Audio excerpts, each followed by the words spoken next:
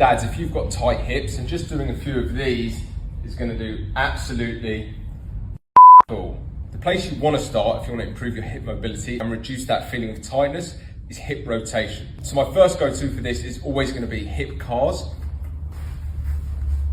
Working through your maximum range of movement that you currently have, ensuring as you do so that you're not moving through any other parts of the body. These can be done morning, before training, during sessions, after training, really just habitually throughout the day. The next thing I'd recommend looking at is internal rotation of your hips. So that is this range of movement here. This drill specifically is really good to work internal rotation of the hip and also give you an idea as to what it feels like to work that range, which will aid with what we're going into next.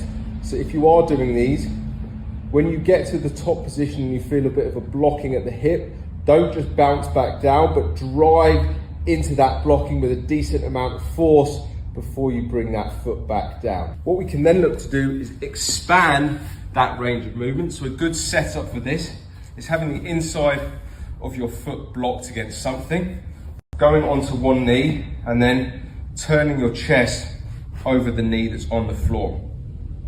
Now, to expand through any range of movement, we want to be holding a stretch for at least 2 minutes and then looking to strengthen in that stretch. So the first thing we want to be doing specifically in this position is driving the foot into the box, so that if the box wasn't there, that would be happening. I'd be taking myself out of that stretch. So I like to do 3 rounds of this. The first round at a fairly low intensity, just activating everywhere through the inside of that stretched leg as we try to push out of that stretch, just teaching that part of the body to activate. The next round, ramping that up a little bit more, so maybe grabbing something to squeeze onto to put a bit more tension through the rest of the body. Finding somewhere about an 8 out of 10 in terms of contraction. Again, driving that foot into that blocking. Somewhere in the region of 20 seconds for that contraction. And for the last contraction, really maxing out, squeezing onto whatever it is you're holding. If you don't have anything, you can just use your fists, build that tension and drive as hard as you can into that blocking. Once we've done 3 contractions going that way, we then want to work the other way.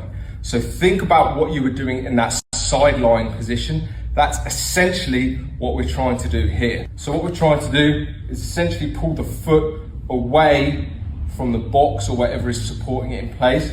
But because we are at our end range of movement, there won't be any further movement in that direction. So we're just looking for that intention, trying to make that happen. Because over time, with intention, that is what will allow us into more internal rotation of that hip. So again, I like to do 3 rounds of this. The first round, fairly low level contraction, just teaching everywhere here to activate as I try to make my foot light on that box. Relax, turn into that again, increase that intensity. Second round, somewhere to about an 8 out of 10. You might get a bit of cramping in the hamstring. I've got it. That happens sometimes. And then again, last round, really maximizing that tension through the body, drive as much force as you can into that hip, trying to force it into more internal rotation. What you can do to feel that more is as you try to make that foot light, turn the upper body further towards it, and that indirectly rotates that hip in a little bit more.